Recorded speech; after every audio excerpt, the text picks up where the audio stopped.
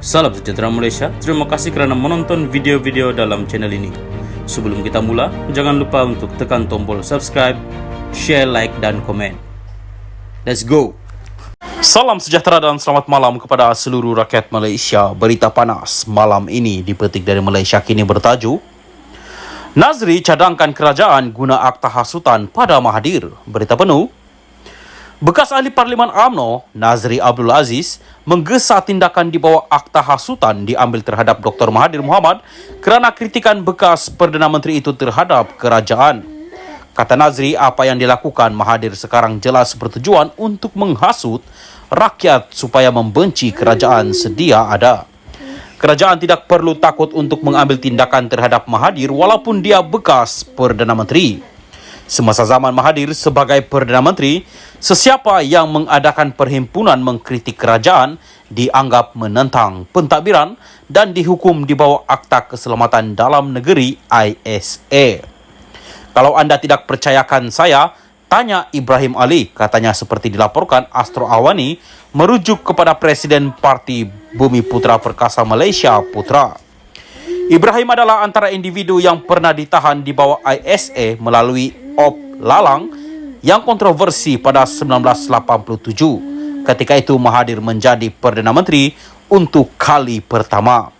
Bagaimanapun selepas lebih 35 tahun Mahathir dan Ibrahim kini bekerja sama dalam Putra, Ibrahim menjadi presiden manakala Mahathir menjadi penasihat parti itu.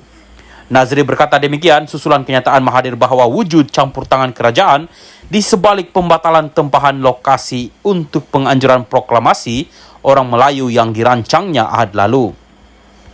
Bekas ahli Parlimen Langkawi itu bagaimanapun tidak memberikan bukti untuk menyokong dakwaan tersebut. Mengulas lanjut, Nazri yang juga kini berkhidmat sebagai Duta Malaysia ke AS berkata, menyakat berlangsungnya perhimpunan bukanlah perkara baru bagi Mahathir kerana dia sendiri berulang kali melakukan perkara itu sepanjang 22 tahun menjadi Perdana Menteri.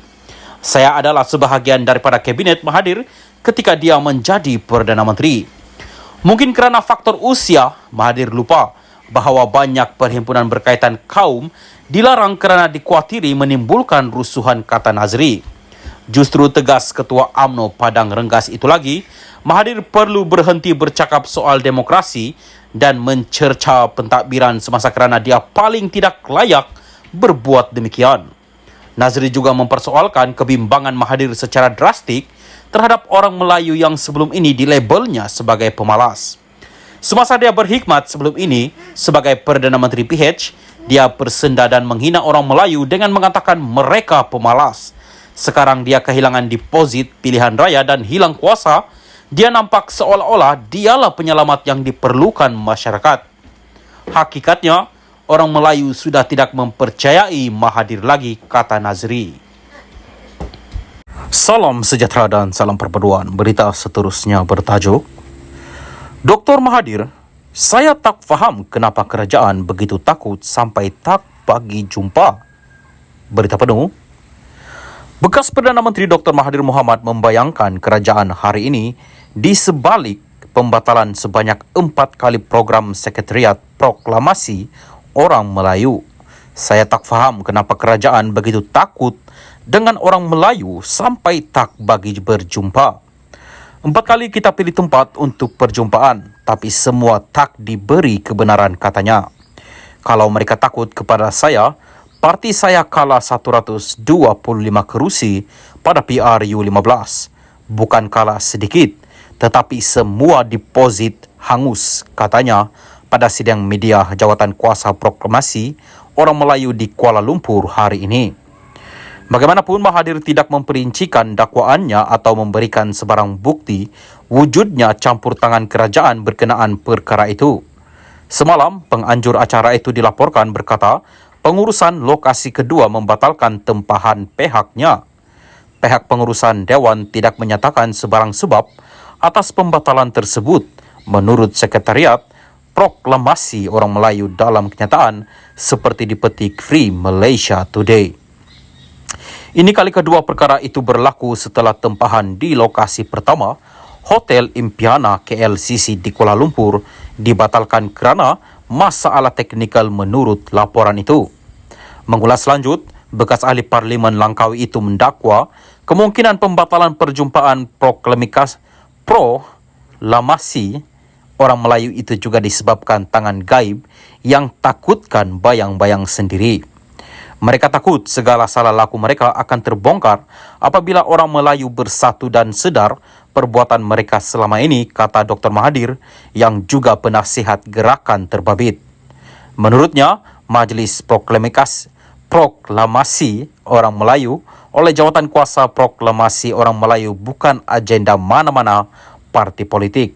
Sebaliknya, kata Dr. Mahathir, tujuan proklamasi diadakan adalah untuk memberi kesedaran kepada orang Melayu mengenai situasi politik negara masa kini. Kami tidak mewakili mana-mana parti politik. Kami hanya mau menyatukan orang Melayu yang kini semakin berpecah akibat politik negara, katanya. Menyasarkan kritikannya terhadap Perdana Menteri Anwar Ibrahim, Mahathir mendakwa pentadbiran kerajaan kini lebih zalim daripada penjajah British kerana ketika pemerintahan British, orang Melayu masih boleh berkumpul dan bersuara. Di zaman saya pun, orang Melayu boleh bercakap, tetapi di zaman demokratik Anwar, orang Melayu tak boleh bercakap. Itulah demokrasi Anwar Ibrahim, dakwanya. Sehubungan itu, Jawatan Kuasa Proklamasi Orang Melayu akan meneruskan kempen itu di media sosial dan segala saluran publicity lain termasuk jelajah rakyat di seluruh negara. Mahathir juga berkata maklumat terkini pergerakan Jawatan Kuasa Proklamasi Orang Melayu akan dihebahkan kepada semua rakyat melalui pelbagai saluran. Sementara itu, Mahathir mengulas tindakan kerajaan perpaduan dalam membenteras kegiatan rasuah di kalangan pemimpin negara.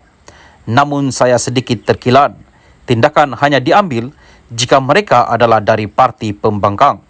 Kerajaan harus sedar pesalah rasuah ada di mana-mana, termasuk dalam pemimpin kerajaan kini, katanya lagi.